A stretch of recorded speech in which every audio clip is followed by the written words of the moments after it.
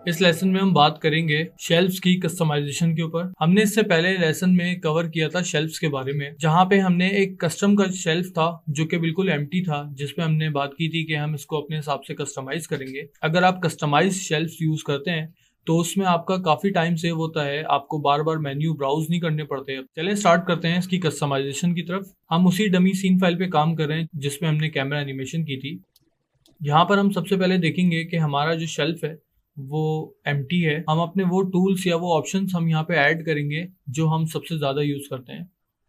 मिसाल के तौर पर अगर मैं कुछ कॉमन ऑप्शंस की बात करता हूँ तो जिसमें आप फाइल मेन्यू के अंदर जाते हैं, यहाँ पर हम ओपन सीन करते हैं। ओपन सीन बहुत ज़्यादा यूज़ होने वाला एक ऑप्शन है। शेल्व्स में किसी भी चीज़ को ऐड करने के लिए आपने जस्ट उस ऑप्शन के ऊपर, उस कमांड के ऊपर कंट्रोल और शिफ्ट की प्रेस एंड होल्ड रखनी होती है। देन आप उसके ऊपर क्लिक कर देंगे तो आप देखेंगे कि आपके शेल्फ में उस कमांड का या उस टूल का एक आइकन बना हुआ आ जाएगा। दैट मीन कि वो शेल्फ में ऐड हो चुका है। इसी तरीके से अगर मैं इस ओपन सीन का जो आगे ऑप्शन है, जो आप स्क्वायर बॉक्स देख रहे हैं, अगर मैं इसको ऐड करना चाहूँगा तो मैं कंट्रोल एंड शिफ्ट की प्रेस रखूँगा और उसको होल्ड रखूँगा और मैं क्लिक कर दूंगा उसके बॉक्स के ऊपर, तो देखिएगा कि वो ओपन सीन और ओपन सीन ऑप्शंस, ये ओ बना हुआ आ जाएगा बेसिकली इसके आगे, जिसको आप बहुत ज़्यादा यूज़ करते हैं। आप वो तमाम कमांड्स इसमें ऐड कर सकते हैं।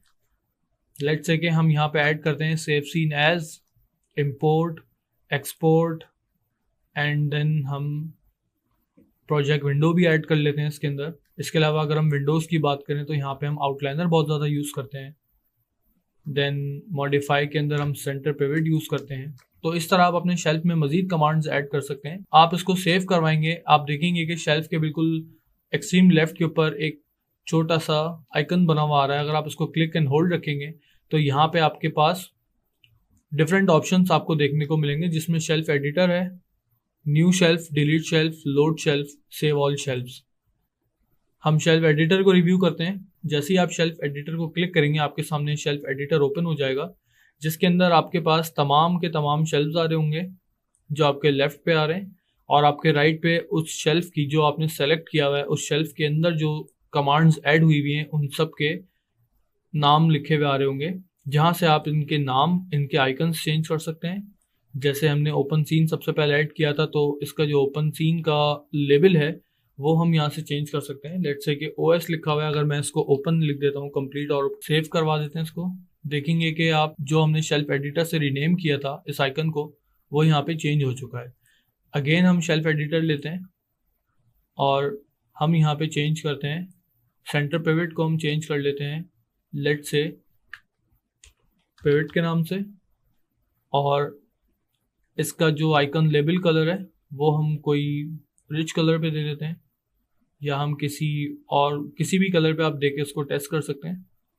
आप देखेंगे कि ये रियल टाइम अपडेट कर रहा है पीछे शेल्फ के ऊपर। इसके अलावा आप उस शेल्फ के आइकन को ब्राउज करवा सकते हैं। अगर आपके पास कोई पर्टिकुलर आइकन है, आप कोई भी इमेज उस आइकन में ऐड करवा सकते हैं।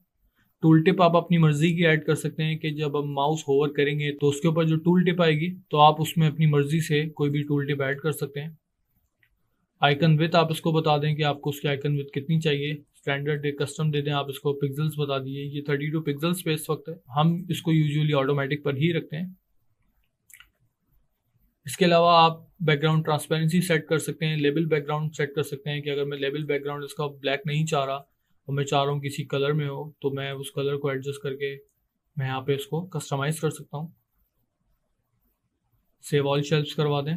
इसी तरह से अगर मैं अपने शेल्फ की अलाइनमेंट चेंज करना चाहता हूँ, मैं चाहता हूँ कि ये सबसे फर्स्ट शेल्फ हो या सबसे लास्ट में शो हो, तो मैं शेल्फ एडिटर पे जाके अपनी शेल्फ को अप एंड डाउन कर सकता हूँ। आप देख सकते हैं कि मैंने इसको बॉटम अलाइन कर लिया है। मूव डाउन करके हम इसको मूव अप करके इसको हम सबसे टॉप पर भी रख सकते हैं। इसको हम डिलीट करके एक और नया कस्टम या किसी और नाम से शेल्फ बना सकते हैं, या आप इसको यहीं से रहते हुए भी रीनेम कर सकते हैं। हम इसको रीनेम कर लेते हैं कस्टम शेल्फ्स के नाम से, सेव ऑल शेल्फ्स करवा दें, तो आप देखेंगे कि यहाँ पे आपके शेल्फ का नाम भी चेंज हो चुका है और आप इस शेल्फ के अंदर रखी हुई जितनी भी कमांड्स हैं उन सब के आइकन्स भी कस्टमाइज कर सकते हैं और उनको रीनेम भी कर सकते हैं। तो ये था हमारा शेल्फ्स का रिव्यू। इसके अंदर हम मजीद कमांड्स ऐड करेंगे जब हम मॉडलिंग के सेक्शन में होंगे, तो आप देखेंगे कि हम अपने शेल्फ को मजीद किस तरह यूटिलाइज करेंगे। इस लेसन में हमने शेल्फ्स को कवर किया है। हमारा नेक्स्ट लेसन होगा एक्सप्लोरिंग व्यूपोर्ट ऑप्शंस का।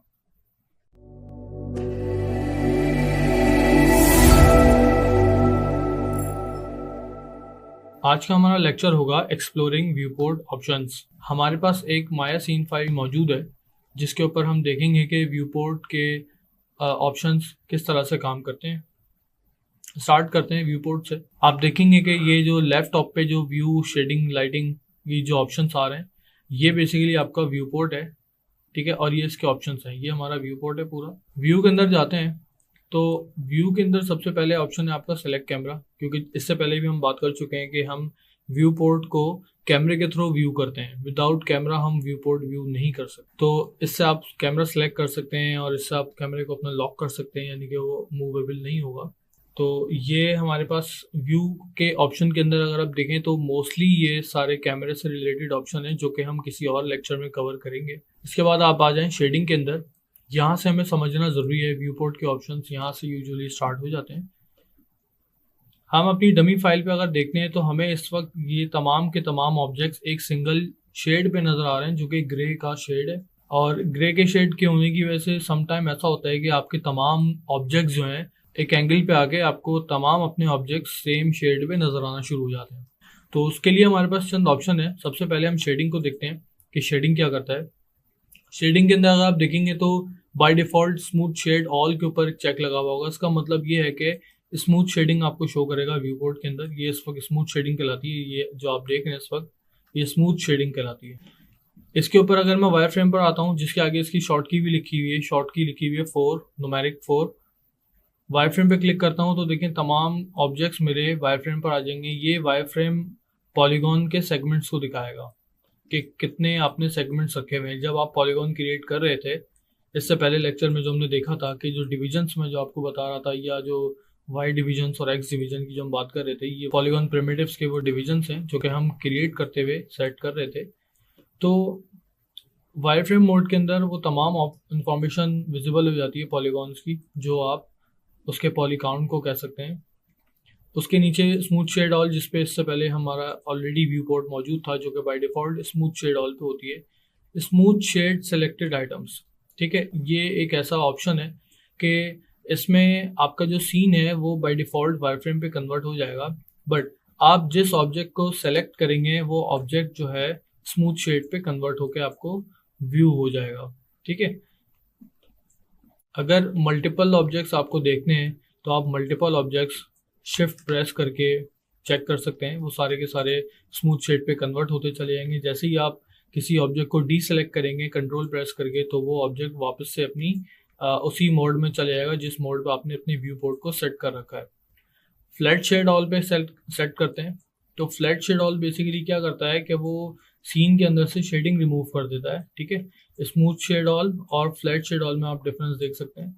फ्लैट शेड किसी भी किस्म के शेडोज़ को जनरेट नहीं करता, किसी भी किस्म की लाइट को जनरेट नहीं करता। अभी आप देखेंगे फ्लैट शेड ऑल और स्मूथ शेड ऑल के बीच में लाइट और शेडो का फ़र्क है।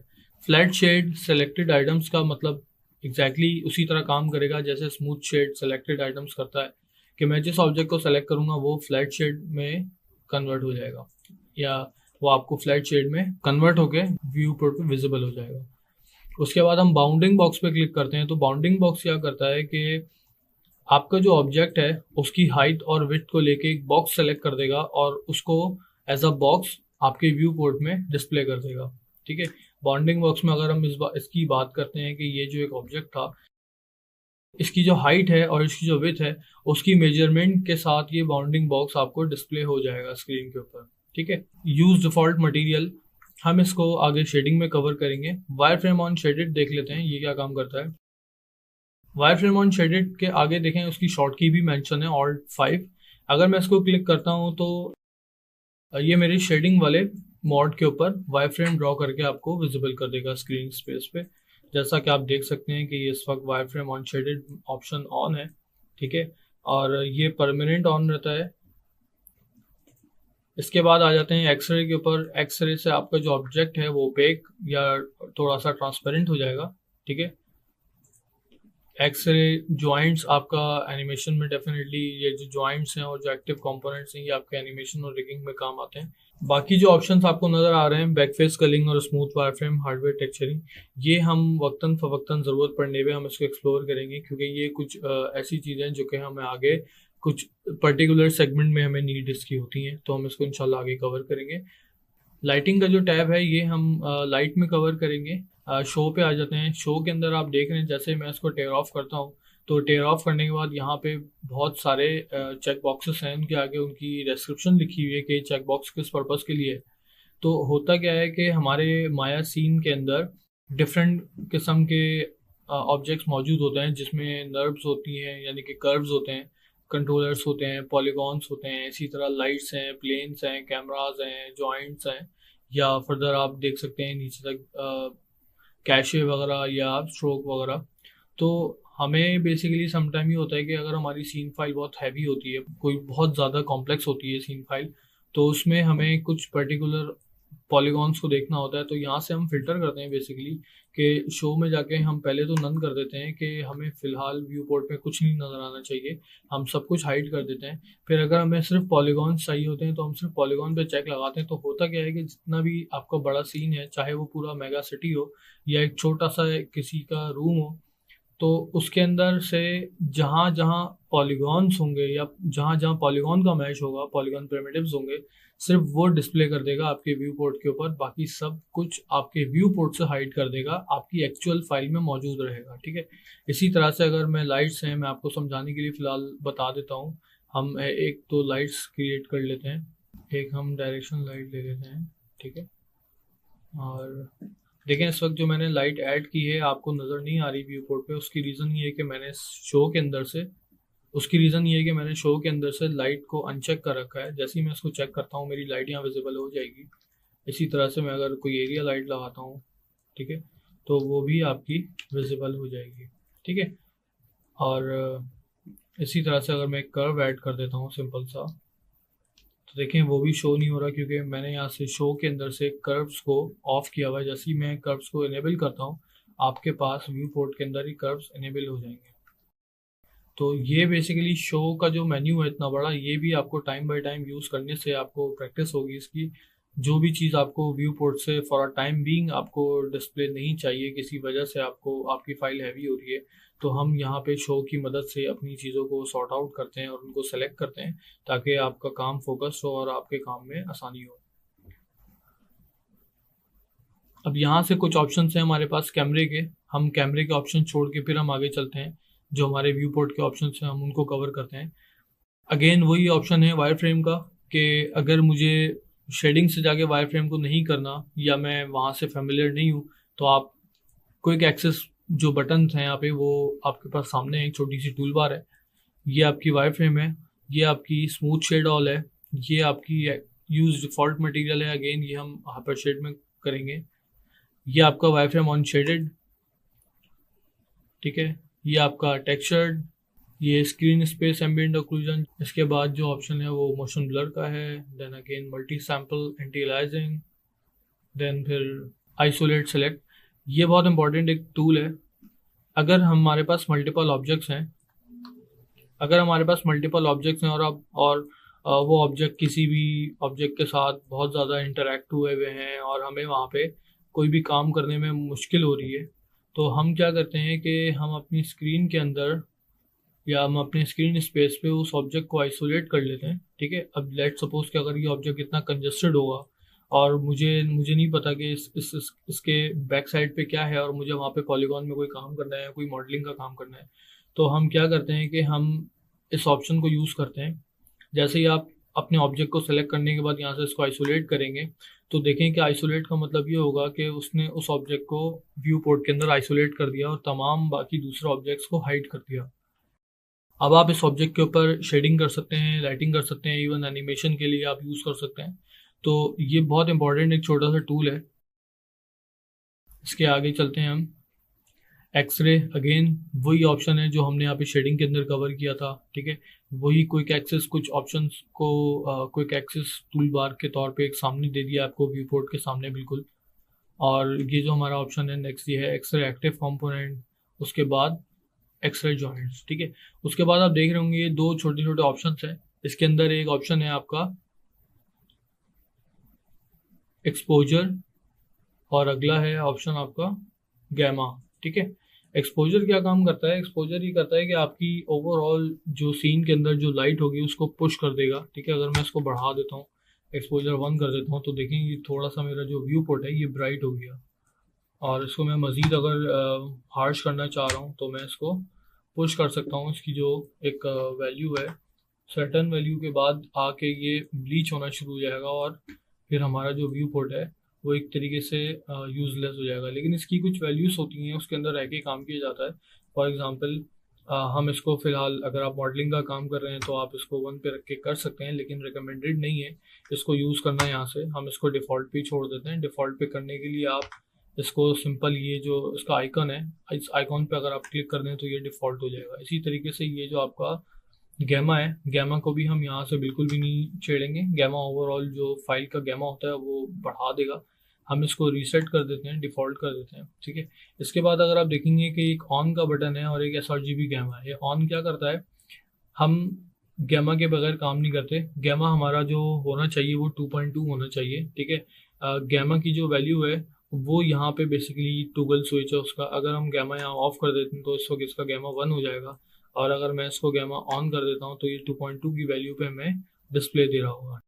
sRGB गैमा की अगर आप ड्रॉप डाउन करेंगे इसके बटन को तो इसके अंदर बहुत सारी जो है गैमा प्रोफाइल्स आ रही हैं जो हम यूज़ करते हैं यूजुअली, वो sRGB या रेक्स 709। अगर हम रेक्स 709 कर लेते हैं तब भी कोई मसला नहीं है, और अगर हम sRGB कर देते हैं तब भी कोई मसला नहीं है। तो ये थी हमारी एक व्यू पोर्ट की छोटी सी एक्सप्लोरिंग। हम इंशाल्लाह अपने आगे आने वाले लेक्चर्स में इनके मज़ीद ऑप्शंस हम कवर करेंगे जो कि हमने for a time being drop किए हैं। इंशाल्लाह वो हम अपनी मॉडलिंग के अंदर या रेंडरिंग के अंदर हम उन ऑप्शंस को भी डिस्कस करेंगे और उन ऑप्शन को भी एक्सप्लोर करेंगे।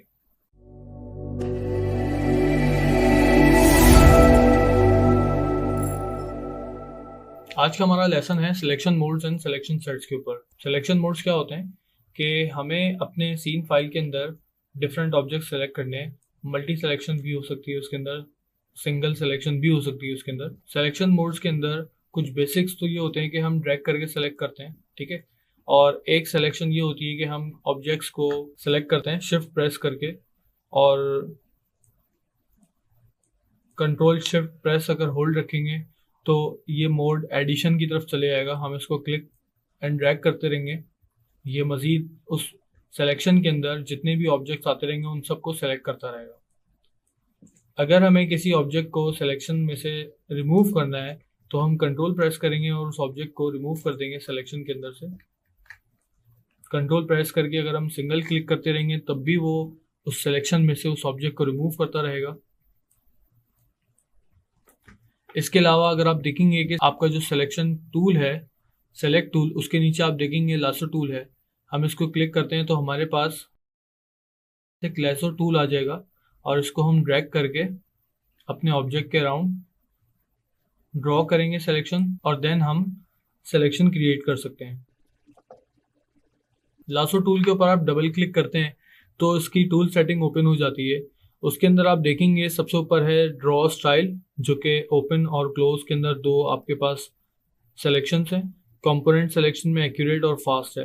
ड्रॉ स्टाइल की अगर हम बात करते हैं तो इसमें ओपन और क्लोज बाय डिफ़ॉल्ट हुआ हुआ है। क्लोज का मतलब ये है कि जब आप अपने टूल को ड्रॉ करके सेलेक्ट लेंगे तो आप देखेंगे कि जो मेरा फर्स्ट पॉइंट था जहाँ से मैंने टूल से ड्रॉ करना स्टार्ट किया और जो मेरा एंड पॉइंट इस वक्त मौजूद है उसके बीच में वो एक आर्क क्रिएट कर रहा है जो कि वो सिलेक्शन क्लोज कर रहा है। ये सिंपल इसकी एक डेफिनेशन है। अगर हम ड्रॉ स्टाइल ओपन करके ड्रैग करते हैं तो आप देखेंगे कि इसमें किसी किस्म का कोई आर्क क्रिएट नहीं हो रहा। ये जस्ट एक विजुअल अंडरस्टैंडिंग के लिए होता है। ड्रॉ स्टाइल आप ओपन रखें या क्लोज रखें, सिलेक्शन उसने वही करनी है जो कि आप ड्रॉ करना चाह रहे हैं। सिलेक्शन वही होगी जो आप ड्रॉ करके सिलेक्शन लेना चाह रहे हैं। सबसे पहला सवाल ये होगा कि सिलेक्शन सेट्स हमारे लिए क्यों ज़रूरी है। सिलेक्शन सेट्स हमारे लिए इसलिए बेहद ज़रूरी है कि अगर हमारे पास कोई बड़ी सीन फाइल होती है, यानी कि किसी बड़े इन्वायरमेंट पे अगर आप काम कर रहे हैं और उस इन्वायरमेंट के अंदर बहुत ज़्यादा प्रॉप्स अगर आपने रखे हुए हैं तो वहाँ पे आपको सपोर्ट की मिल जाती है कि आपको डिफरेंट ऑब्जेक्ट्स को बार बार सेलेक्ट नहीं करना पड़ता। या तो हम उनको आउटलाइनर में ग्रुप के थ्रू कॉल करते हैं, या हम उनको लेयर्स के थ्रू कॉल करते हैं, या हम उनको सिलेक्शन सेट्स के थ्रू कॉल करते हैं। ठीक है, लेट सपोज कि अगर मैं इस चेयर का एक सिलेक्शन सेट बनाता हूँ, सिलेक्शन सेट बनाने के लिए आप अपने ऑब्जेक्ट्स को सेलेक्ट कर लें। उसके बाद हम क्रिएट के बटन को क्लिक करेंगे। क्रिएट में आप देखेंगे सेकंड लास्ट ऑप्शन आ रहा है आपके पास सेट्स का। सेट्स के अंदर आप जाएंगे, क्विक सेलेक्ट सेट को हम क्लिक करते हैं तो आपके पास एक विंडो अपेयर हो जाएगी जिसमें आप उसको रीनेम करेंगे। जो भी आप नाम देना चाह रहे हैं वो आप मेंशन कर दें यहाँ पे, सेट 01 चेयर। ओके, अगर हम ओके करेंगे तो यहाँ पे इसका सेट क्रिएट हो जाएगा। अगर हम ऐड टू शेल्फ करेंगे तो आप देख सकते हैं कि जो हमारा कस्टम शेल्फ है वहां पे इसका एक आइकन क्रिएट हो जाएगा, इसका एक बटन क्रिएट हो जाएगा, इसका एक बटन क्रिएट हो जाएगा। ठीक है, ऑब्जेक्ट हम अपने ऑब्जेक्ट को डीसेलेक्ट करते हैं और हम अपना बाकी जो भी और उसके बाद हम जो भी एक्शन परफॉर्म करना चाह रहे हैं वो एक्शन परफॉर्म करेंगे। हमारे इन्वायरमेंट के अंदर बहुत सारे ऐसे ऑब्जेक्ट्स होते हैं जिनको सेलेक्ट करना बहुत मुश्किल होता है। लेट सपोज कि आपने अगर ग्राउंड में डिब्री डाली हुई है या आपने कोई बहुत छोटे ऐसे ऑब्जेक्ट्स हैं जो कि आपने मॉडल करके प्लेस किए हुए हैं अपने ग्राउंड के ऊपर, उनको आप बार बार सेलेक्ट करने के लिए आपको बहुत ज़्यादा मेहनत करनी पड़ती है। तो उस मेहनत से बचने के लिए हम उन चीज़ों के सिलेक्शन सेट्स बना के रखते हैं। और ये सिलेक्शन सेट्स बनाए कैसे जाते हैं आइए चले देखते हैं। हम सबसे पहले अपने ऑब्जेक्ट्स को सेलेक्ट कर लेते हैं जिनके हम सिलेक्शन सेट्स बनाना चाह रहे हैं। लेट सपोज हमने चंद ऑब्जेक्ट्स को सेलेक्ट कर लिया। इसके बाद हम क्रिएट के मेन्यू पे जाएंगे। सेकंड लास्ट ऑप्शन है हमारे पास सेट्स का।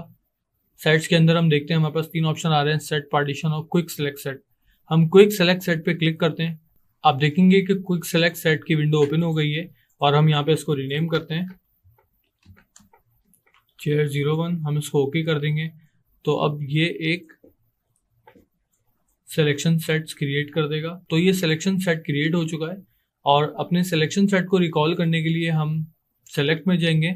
आप देखेंगे यहाँ पे क्विक सेलेक्ट सेट का एक ऑप्शन आ रहा है, इसके अंदर हमारा वो सिलेक्शन सेट मौजूद है जो कि अभी हमने थोड़ी देर पहले ऐड किया है, चेयर 01। मैं इसको क्लिक करूंगा तो मेरी वही सिलेक्शन रिकॉल हो जाएगी जो कि अभी मैंने थोड़ी देर पहले सिलेक्शन सेट के थ्रू सेव कराई है माया की मेमोरी के अंदर। सिलेक्शन सेट्स हमारे लिए उस वक्त बहुत ज़रूरी होते हैं जब आप इन्वायरमेंट बेस्ड काम कर रहे होते हैं या आप कोई ऐसा काम कर रहे होते हैं जिसमें आपके ऑब्जेक्ट्स बहुत ज़्यादा क्वांटिटी में होते हैं, तो वहाँ पे आपके सिलेक्शन सेट्स बहुत ज़्यादा यूजफुल होते हैं।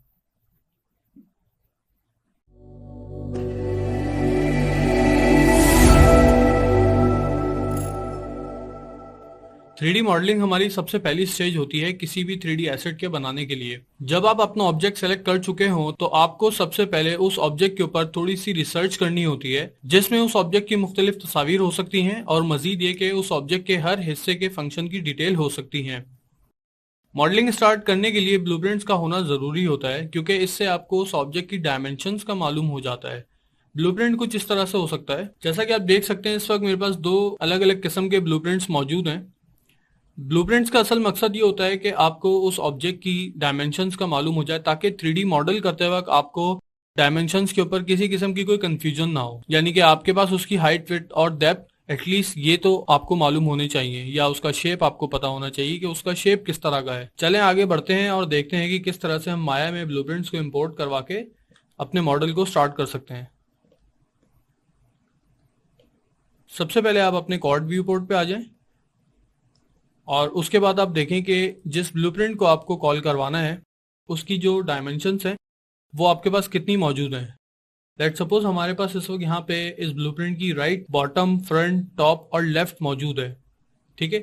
और इसके साथ ही आपके पास इसकी एक पर्सपेक्टिव ड्राइंग मौजूद है जिससे आपको इसके फॉर्म का पता चलेगा। ये जो शेप मौजूद है इससे आपको इसका फॉर्म पता चलेगा कि इसकी फॉर्म क्या बनेगी। बेसिकली ब्लूप्रिंट्स के अंदर से जरूरी नहीं है कि हम इन 4 या 5 को यूज करें, हम 2 या 3 से भी अपने शेप को फॉर्म कर सकते हैं। जैसे कि हम राइट यूज कर सकते हैं और हम टॉप यूज कर सकते हैं और फ्रंट यूज कर सकते हैं, या हम फ्रंट और टॉप भी यूज कर सकते हैं। हमें ज़रूरत नहीं है कि हम राइट यूज करें या बॉटम यूज करें, क्योंकि बॉटम और टॉप में सिर्फ जो डिफरेंस है वो उसका, जो आप आसान लफ्जों में कप की जो बॉटम को कहते हैं, जिसको पेंदा आई थिंक कहते हैं, उसका सिर्फ फ़र्क है और कोई फ़र्क नहीं है। हम इन ब्लूप्रिंट्स में से फ्रंट और टॉप को यूज़ कर सकते हैं। हमें ज़रूरत नहीं है कि हम राइट को यूज़ करें, क्योंकि राइट और फ्रंट में कोई ख़ास फ़र्क नहीं है, सिर्फ इसके हैंडल का डिफरेंस है जो कि हम अपने आईडिया से कहीं पर भी लगा सकते हैं। और अगर आप लेफ्ट को देखें तो लेफ्ट और राइट में भी कोई खास फर्क नहीं है, सिर्फ हैंडल का ही डिफरेंस है। तो कोशिश करते हैं कि खाली फ्रंट और टॉप से एक बेसिक शेप निकाल लें। चलें देखते हैं किस तरह इंपोर्ट होता है। फ्रंट पे आते हैं। आपने फ्रंट के पैनल को चाहे तो आप मैक्सिमाइज कर लें। यहाँ से व्यू पे चले जाएं, सेकंड लास्ट ऑप्शन है इमेज प्लेन, यहाँ से इंपोर्ट इमेज करवाएं।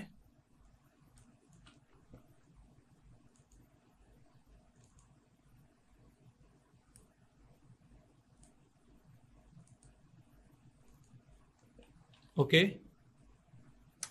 देन आप टॉप पर आ जाएं, टॉप के ऊपर viewport image then import image.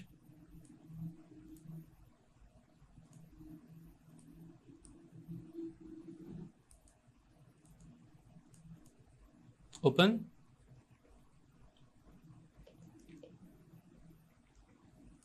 Okay, so अपने इमेज प्लेन को आप सिंपल सेलेक्ट कर लें और W की प्रेस करेंगे तो आपके पास मूव टूल का मैनिपुलेटर इनेबल हो जाएगा। आप यहां से इसको सिंपल ड्रैग कर लें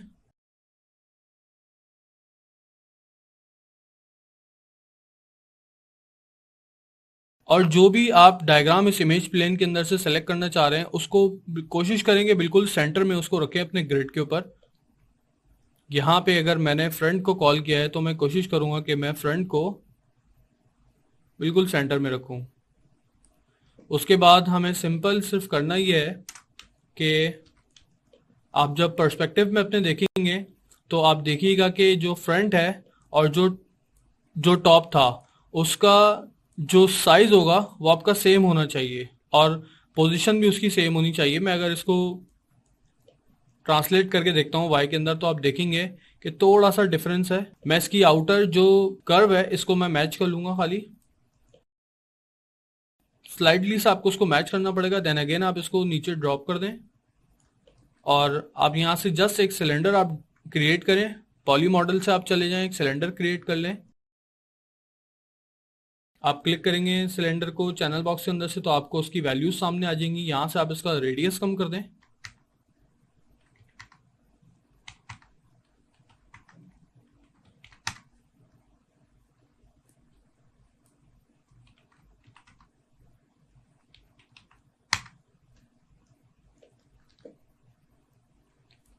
आपने जस्ट सिलेंडर इसको क्रिएट करके यहाँ थोड़ा सा बिठाना होगा और इसके अलावा इसकी आप हाइट कम कर सकते हैं।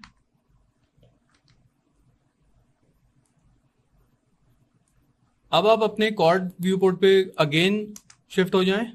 वहां से आप देखेंगे कि आपका जो सिलेंडर है वो आपके ब्लूप्रिंट्स के ऊपर बैठ चुका है। थोड़ा सा आप इसको मैनेज कर लें अपने हिसाब से,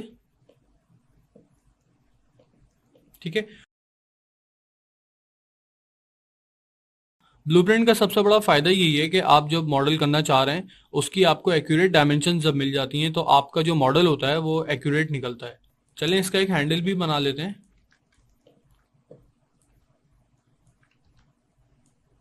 टॉरस ले लिया हमने, चैनल बॉक्स रेडियस कम कर लिया इसका थोड़ा सा, ठीक है।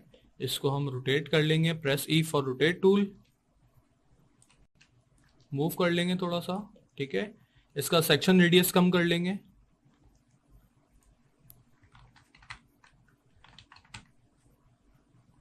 अगेन थोड़ा सा रेडियस बढ़ा दें देखते हुए चीजों को।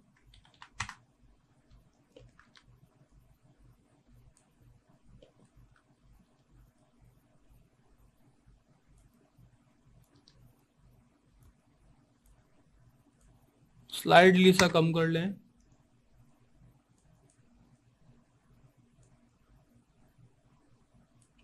ठीक है, तो आप देखेंगे कि आपका एक बेसिक शेप क्रिएट हो चुका है। अगर मैं इन दोनों को हाइड कर दूं तो आप देखेंगे कि ये मग बिल्कुल उसी शेप का बन चुका है जो शेप हमारे पास ब्लूप्रिंट में मौजूद था।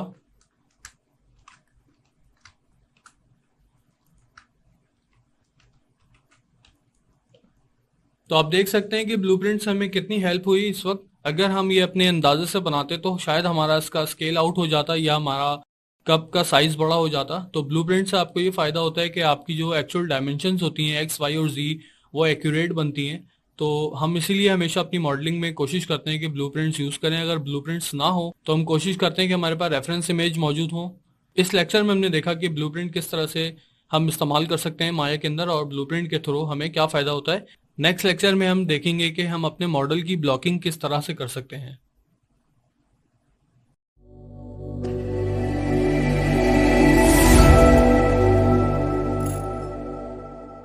इस लेसन में हम देखेंगे कि किस तरह से अपने मॉडल को ब्लॉक किया जाता है। कुछ बेसिक स्टेप्स होते हैं जो कि हम अपना कोई भी काम शुरू करने से पहले लेते हैं, जैसे कि सबसे पहले हम प्रोजेक्ट सेट करेंगे। प्रोजेक्ट विंडो, न्यू,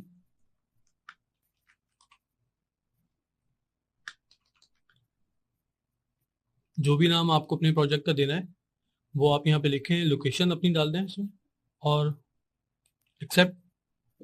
प्रोजेक्ट हमारा सेट हो गया। देन हम अब अपने कैमरे के ऊपर फ्रंट पे चले जाते हैं। फ्रंट पे इमेज प्लेन कॉल कर लेते हैं एक।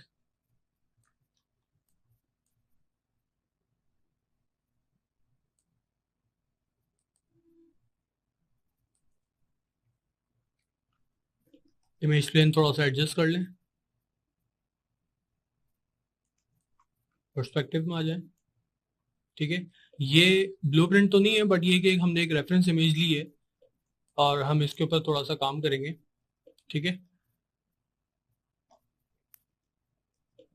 ओके। सो ब्लॉकिंग के मॉडल में बेसिकली क्या करना होता है कि अगर हमारे पास कोई ब्लूप्रिंट है या हम किसी रेफरेंस इमेज को लेके काम कर रहे हैं, तो हम जस्ट करेंगे ये कि सिंपल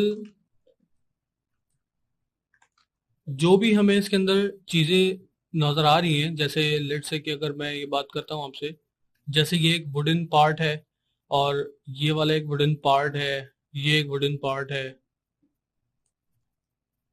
हम इसके ऊपर सिंपल सिंपल ऑब्जेक्ट्स रख देंगे। अब ऑब्जेक्ट्स की सिलेक्शन कैसे होगी या पॉलीगॉन प्रिमिटिव्स की सिलेक्शन आप कैसे ले सकते हैं। हमारे पास कुछ पॉलीगॉन प्रिमिटिव्स मौजूद हैं, जैसे स्फेयर, बॉक्स, सिलेंडर, कोन, टॉरस, प्लेन और डिस्क। हमें देखना ये है कि सिमिलर शेप्स कौन से हैं।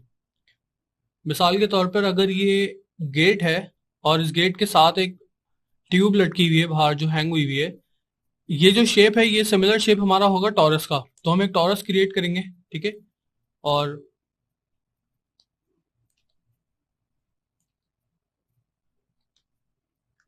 उस टॉरस को हम जहाँ पे प्लेस आउट कर देंगे। ठीक है, इसी तरह से हमने जस्ट इस पूरे एनवायरनमेंट की एक रफ ब्लॉकिंग करनी है। सबसे पहले मैं सिमिलर जो मेन शेप्स होंगे वो लेके रख लूंगा। ठीक है,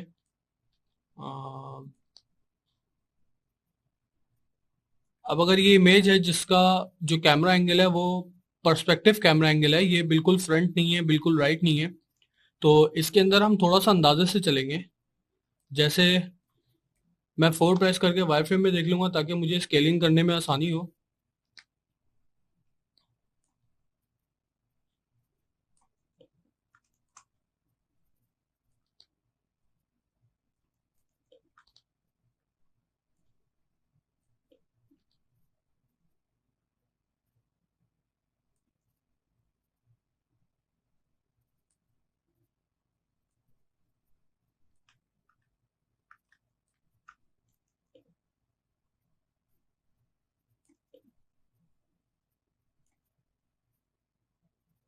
इसका जो थोड़ा सा शेप होगा वो रेक्टेंगल में होगा।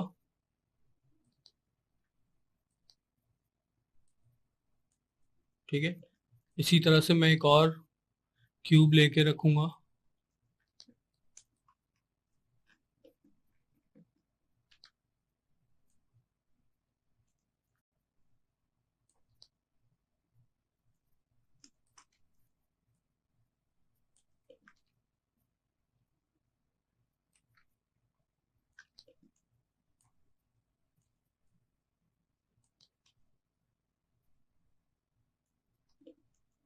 इसी तरह से एक और क्यूब, मैं सिंपल अभी एक डोर क्रिएट कर रहा हूँ। जरूरी नहीं है कि मैं दोबारा से इसको स्केल अप स्केल डाउन करूँ, मैं जस्ट जो अभी मैंने डोर के ऊपर का जो पार्ट मैंने एक चौखट जिसको आप कह लें, इसको जो मैंने बनाया है मैं इसी की डुप्लीकेट लेता हूँ। कंट्रोल डी फॉर डुप्लीकेट, या आप एडिट के अंदर से आगे डुप्लीकेट ले सकते हैं।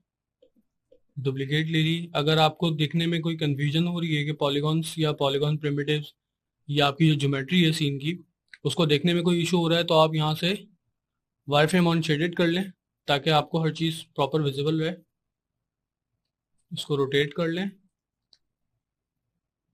और यहाँ से इसको जस्ट मूव करें और स्केल करके इसको रख दें ऐसे ही। इसकी डुप्लीकेट ले लेते हैं दोबारा, ठीक है। देन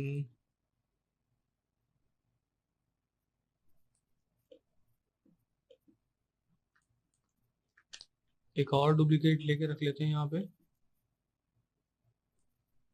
और यहाँ के वर्टिसेस को हम स्केल कर लेंगे तो हमारा वो शेप आ जाएगा तकरीबन, ठीक है। अच्छा,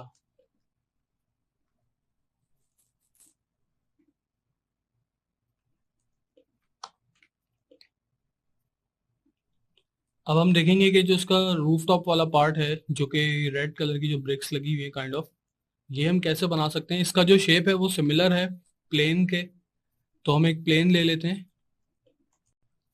ठीक है। प्लेन को आप मूव कर लें और उसको थोड़ा सा स्केल अप कर लें।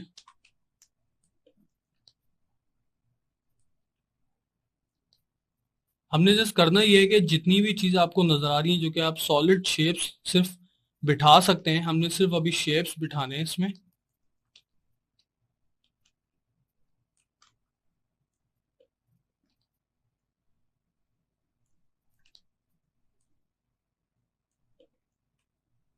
ठीक है, इसको डुप्लीकेट कर लें और इसको रोटेट करके रख लें,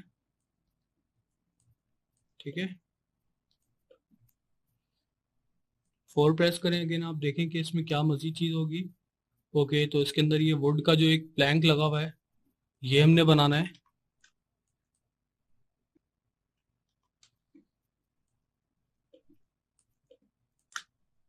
क्यूब ले लें, क्यूब से अगेन स्केल कर लें,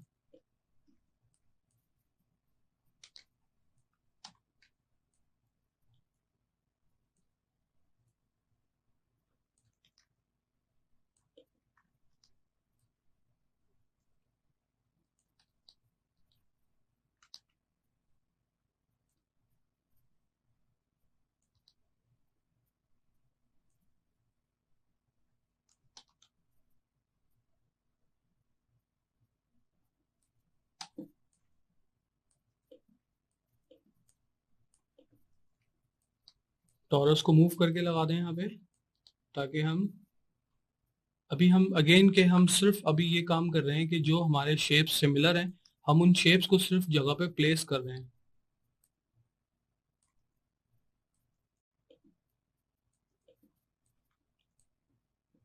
एक क्यूब और ड्रॉ कर लें और ये क्यूब आपका पॉइंट होगा।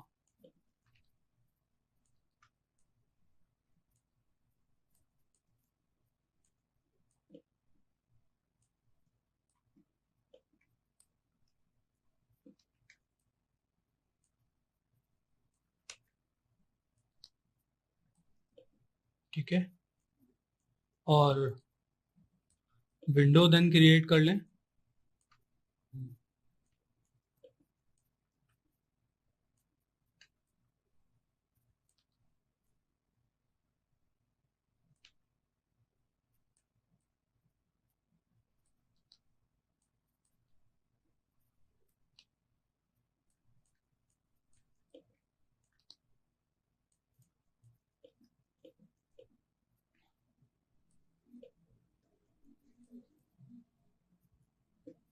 अब जो हमारी जो ग्राउंड सरफेस है, इस सरफेस को हम कैसे बनाएंगे। हम एक स्फेयर ले लेते हैं, ठीक है। इस स्फेयर को हम स्केल अप कर लेते हैं और इसको यहाँ पे हम प्लेस कर देते हैं।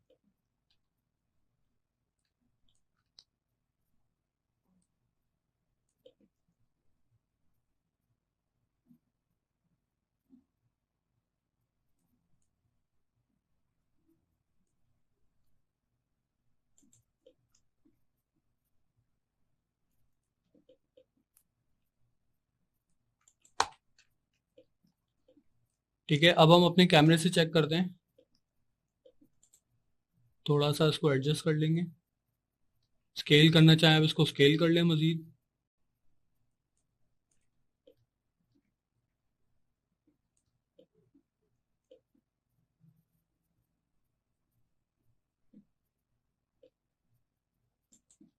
अभी ये जो भी चीज हमने क्रिएट की ये हमने अपने एक अंदाजे के मुताबिक बनाई है। जो हम ब्लॉक कर रहे हैं अपना मॉडल, बेसिकली ब्लॉकिंग का पर्पस यही होता है कि आपका जो मॉडल होता है वो एक बिल्कुल इनिशियल स्टेट पर आ जाए, जिसके थ्रू आपको ये पता चल सके कि आपका सीन कितना बड़ा बन रहा है या आपके सीन में कितनी ज्यादा ज्योमेट्री इन्वॉल्व होने जा रही है।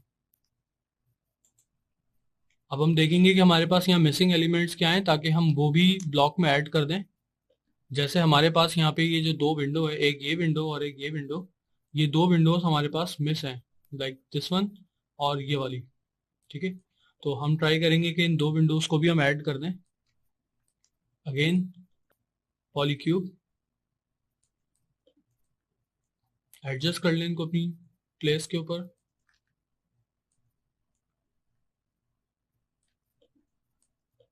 एंड अगेन के हमारी जो एक विंडो है जो कि रूफ पे है, हम इस विंडो को प्लेस कर लेते हैं।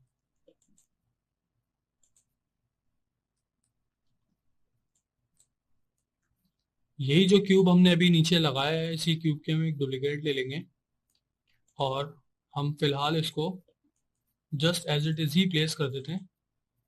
फिर इसका हम शेप और इसकी हम रिफाइनमेंट आगे जाके दूसरे लेक्चर्स में करेंगे।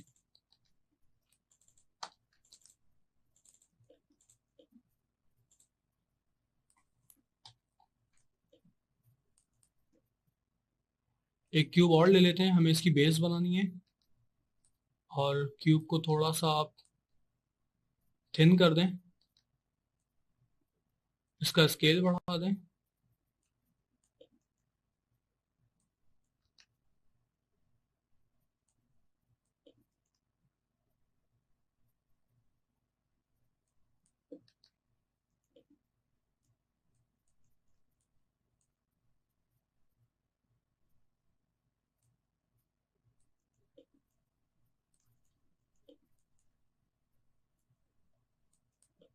तो ये हमारा मॉडल ब्लॉक हो चुका है।